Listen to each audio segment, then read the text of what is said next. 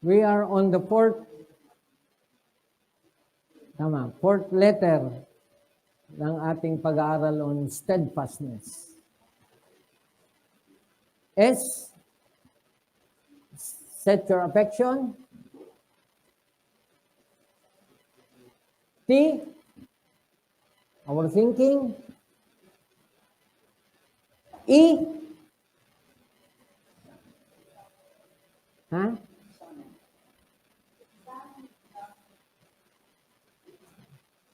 Actually, kailangan ba ulitin yan? Kasi very possible na talagang up to this moment, kasi di ba yung fourth kind ng tao sa mundo, those who are not saved, and yet they think they are saved. Possible ba yun? Hello? Possible ba yan? That's very much possible. In fact, kaya walang tigil ang pangangaral. Bagamat yung pangangaral para sa lahat. Ibig sabihin, Pastor, yung gospel para sa Christians din? Yes. Para maging careful tayo sa buhay Kristiyano. Hindi porkit Kristiyano ka, may assurance ka, okay ka na. Hindi. Kasi napakaraming tukso, napakaraming dahilan para bumagsak tayo. Kaya from time to time, kailangan mapaalalahanan tayo. Kaya yung examine ourselves is a very important activity. In fact, yun yung dahilan kung bakit tuwing Lord's Supper, meron tayong personal examination. Kasi kung Kristiyano ka, hindi pa pwedeng nasa Panginoon ka, and at the same time, naglalamira sa kasalanan. Posible ba yun? Kaya tayo kailangan mapaalalahanan. So, ang gospel, para doon sa mga hindi ligtas, at hindi nila alam na hindi sila ligtas, ang gospel ay para doon sa mga hindi ligtas, at alam nilang hindi sila ligtas. Ang gospel ay para sa mga ligtas, at alam nilang sila'y ligtas. At tuling-uli, para doon sa mga hindi ligtas, and yet, iniisip nila na sila'y ligtas. Ang dami ngayong ganyan sa iba't ibang simbahan. At sabi ko nga, nung nakaraan, hindi exempted ang FCC.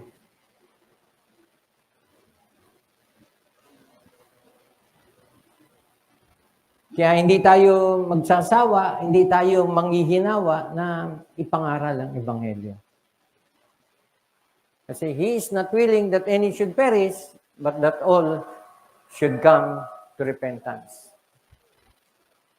So, examine yourself. What is A? S-T-E-A. Actually, sa Old English, walang A. Pagkatapos ng E, D agad. Steadfast. Pero, mas minarapat kong gamitin yung modern English na ang spelling ay S-T-A-D. S-T-E-A-D. By the way, yung topic kanina, diligence, yun yung letter D. Sa next. Yung letter D. Para maging steadfast ka, dapat masipag ka. Hello? Kasi nagugutom sa kangkungan, yung tamad. Kasi hindi ka pa pwedeng maging Kristiyano, natatamad-tamad ka. So, nasa A tayo. At siguro, very obvious dun sa binasa nating scripture, kung ano yung A. Hello? What is A? Guess. Very obvious, di ba? Pero alam niyo ba, this topic made me to think a lot. Kasi dito sa John 15, meron ako nakitang medyo controversial. At sa aking pagre-research, may mga naniniwala na ang tendency, pag pinaniwalaan mo yung belief na to, ang tendency, maniniwala ka sa falling from grace. Na pag ang Christian, hindi nagpatuloy, maliligwak. Hindi ako naniniwala ron. Kasi kung tunay kang Christian, bagamat nagkakasala tayo, hindi ka maliligo. Bakit? Kasi ang Panginoon hindi magkukulang ng paalala to the point na ikaw ay papaluin. Kaya hindi po pwedeng magpatuloy ang isang nagsasabing Christian siya, tapos enjoy siya sa kasalanan, na every time may pangangaral, binabaliwala niya lang yung pangangaral. To the point na hanggang sa bago siya mamatay, nasa kasalanan siya. Kasi ito tanong, Christian ka? And yet, ang paniniwala mo, by grace through faith tayo, kaya walang dapat sundin, kaya pwede ka manatili sa kasalanan mo, saka pinatawad. Hello? Ang pagiging Kristiyano, kasama dyan ay yung paglilinis. Nandito sa John 15. May pinatawad. Kung hanggang ngayon, namumuhay ka sa kasalanan, Kristiyano ka. So, abiding, what does it mean? I'd like to call your attention sa dalawang verses. Yung unang verse is verse 4. Guhitan nyo itong verse 4 dun sa tatlong salita na abide in me. Pakiguhitan. Huwag kayong manghinayang guhitan yung Bible nyo. Kasi every time makikita nyo yung talata, maaalala nyo itong sinabi ko. Abide in me is a spiritual condition. Kung Kristiyano ka, eto ka. Hello? Kung Kristiyano ka, na kanino ka? Kung Kristiyano ka, kanino ka malapit? Kung Kristiyano ka, kanino ka nakakapit? Yan yung abide. Kanino? Sino yung me? Sino ba yung nagsasalita? Si Kristo. So, sa Tagalog, manatili kayo. Kanino? Sa simbahan? Sa Panginoon. Tapos, jump tayo, jump. Tignan niyo yung verse 11. At may dahilan kung bakit gusto kong tingnan natin. Kasi nagsimula yung scripture reading natin sa verse 4, nagtapos tayo sa verse 11. May dahilan yun kung bakit pinutol ko na hanggang dun lang. Bagamat ang tatalakayan natin simula sa verse 1 hanggang sa verse 17. Pero nag-focus ako dun sa kung saan meron mga sinabi about abiding. Simula sa verse 4, tapos nagtapos sa verse 11. Tingnan niyo verse 11. These things have I spoken unto you, that my joy might remain in you, and that your joy might be full. Yung unang pinagguhitan ko sa inyo is abide in me. Tama? Tapos verse 5, verse 6, verse 7, ang dami mga pinagsasabi doon na paliwanag paano natin masusunod yung pagiging abiding. Yung pag-abide.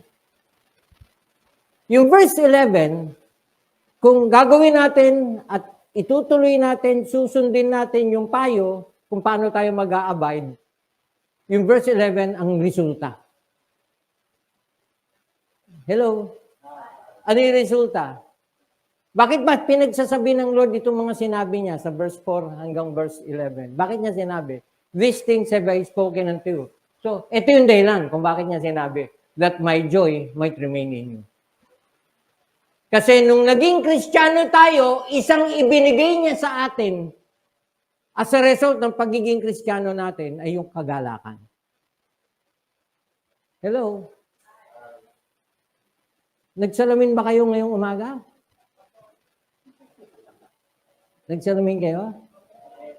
Ano itsura niyo? Wow. Okay ka, muna. Ang lakas, di ba? Nakuha ba yun? Sana na-record yun. Alam niyo, yung ikaliliwanag ng mukha natin o ikadidilim, nakasalalay sa puso natin. Kaya ako tinatanong kung nagsalamin ba kayo. Kasi kung nagsalamin ka, siguro nagsuklay ka. Yung mga babae, nagsalamin ka, inayos mo yung buhok mo. Nagsalamin ka, inayos mo yung kilay mo. Kasi kilay is life. Nagsalamin ka, tinignan mo yung itsura mo kung maayos na ba. Kasi lalo sa babae, hindi ka lalabas na hindi maayos. Normal yun. Eh bakit ganun? Sa physical, ganun tayo. Pero sa spiritual, hindi.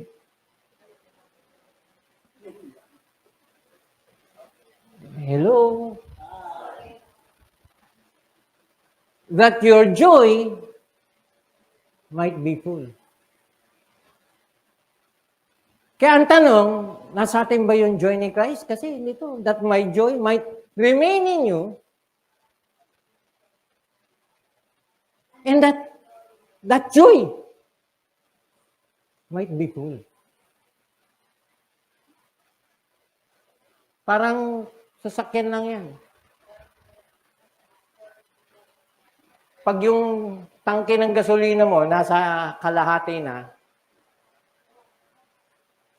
kasi sa akin, huwag mong pabababain ng below 1/4. Sa akin. Kaya sanay kami, full tank. Pero may nabasa kami ni Carol na delikado raw pag full tank. Eh, kung lahat na lang ng mababasa mo, papakinggan mo, eh, talagang malilito ka. Pero ako, may dahilan kasi kung bakit ako nagpapafull tank. May dahilan. At hindi ako nagpapafull tank ng apaw. Kasi nangangamoy. Kaya sa akin, pag nagpakarga ako, ang tawag ko, automatic. Pag sinabing automatic, isasaksak nila yung loser, tapos i-on nila. Tapos pagka umabot na dun sa dapat, mamamatay ng kusa. Yun yung automatic. Kasi minsan, tatanungin pa sa'yo nung gas boy, boss, pupunuin, kasi iaangat nila at saka nila dadagdagan hanggang sa umabot mo sa leeg. Hindi ko pinapaabot doon. Ang mahalaga sa akin, full na automatic. At may dahilan yun. Bakit? Eh kasi biblical. May kagalakan ka nga, kung hindi naman puno, di ba? Kasi pwedeng puno.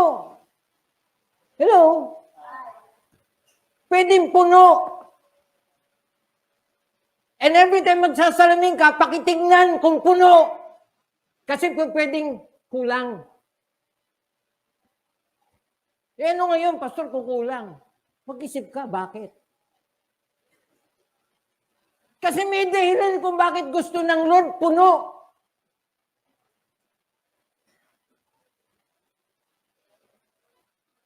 Hello?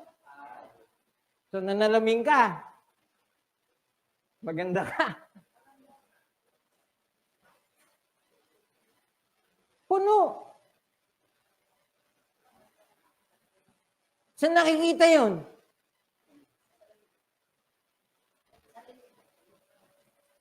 Saka ikaw may dala eh.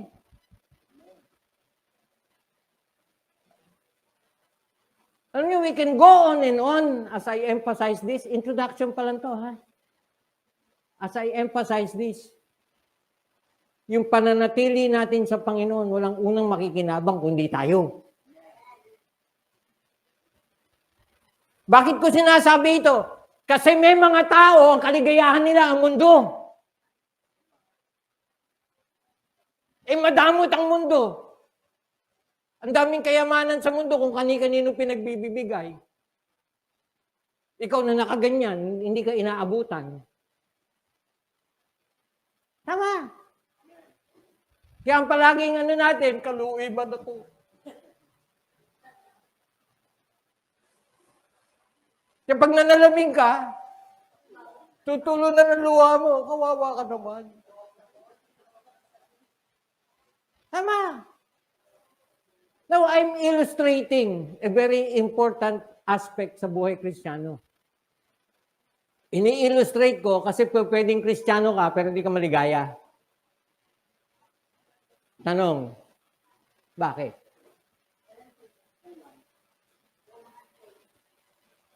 Hello?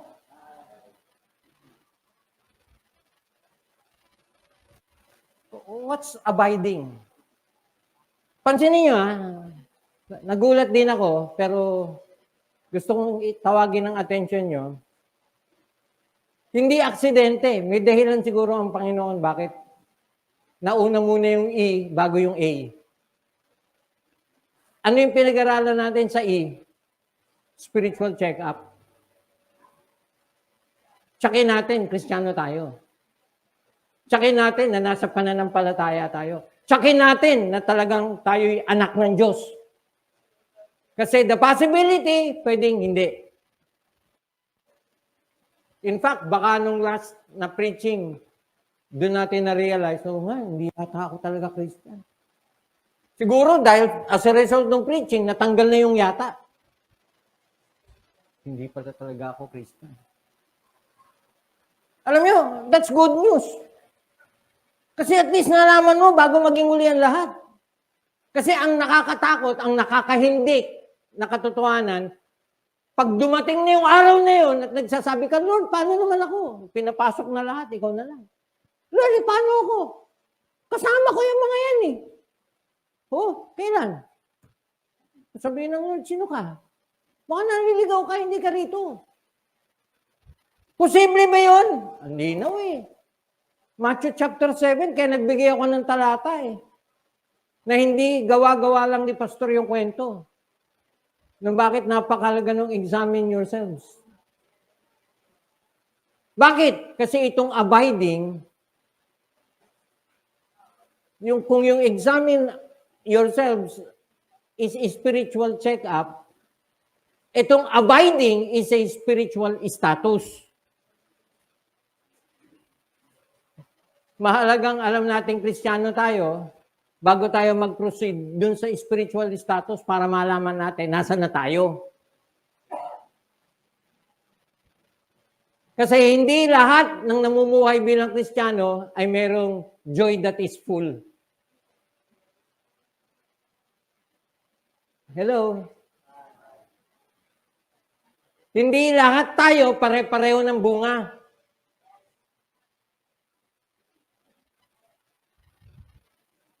At hindi nakapagtataka, merong wala na. Makikita natin dito. Kasama sa introduction ko yan.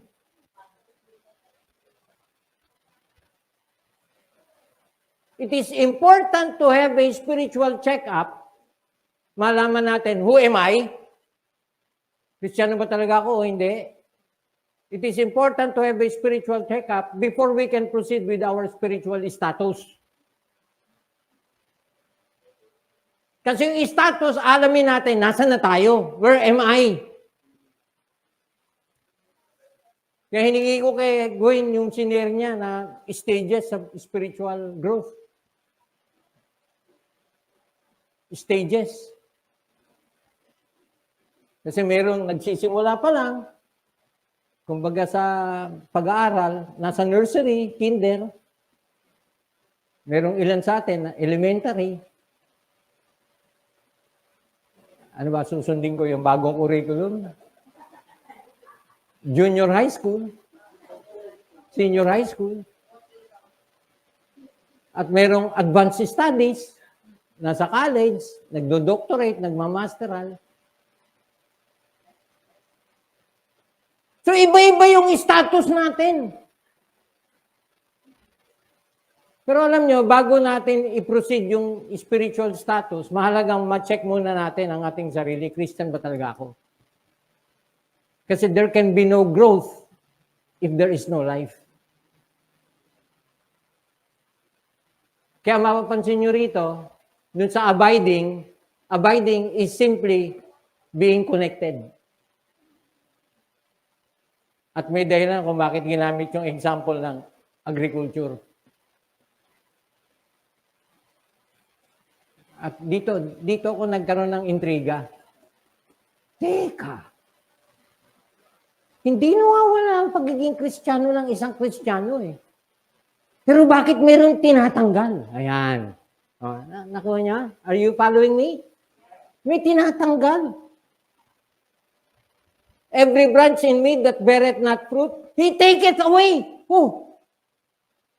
Medyo pinag-aralan ko yan. Kasi I don't believe in falling from grace.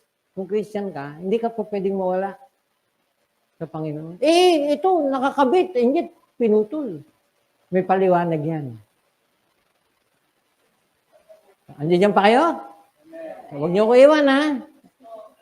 Hold on tight. Hawak lang. Medyo bibilisan natin ng konti ang takbo. Kasi kung babagalan ko, baka hindi na naman matapos to. Bala ko tapusin para makapagsimula tayo ng presko dun sa susunod. Kasi kung babalikan natin to mabibitin. Kumbaga sa sinaing, mahihilaw. So, pansinin nyo, John chapter 15, verses 4 to 11 is about spiritual connection.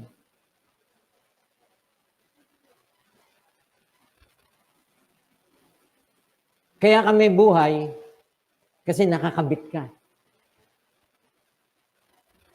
Tama? Marami kong gustong gamitin example. Yung puno ng malunggay na pinutol ko na pero ayaw mamatay. Oo, may tutubo eh. At lumalaki na yung puno. Lumalaki na yung puno, kapuputol. So important na nag-undergo tayo ng spiritual check-up para malaman natin yung ating spiritual condition before we can proceed sa spiritual status. It's important that we know who we are before we can answer the question where we are. Nasaan na ba ako? O yung mga nasa kinder pa dyan, yung mga high school na dyan, yung mga nasa college, gusto kong tanungin, ano kurso mo? So, hindi tayo pare-pareho. Pero dapat makita natin kung saan tayo. Bakit? Kasi posible na wala ka sa spiritual status kasi walang dapat bilangin. Why? Because you have no fruit. Posible ba yun? You tell me.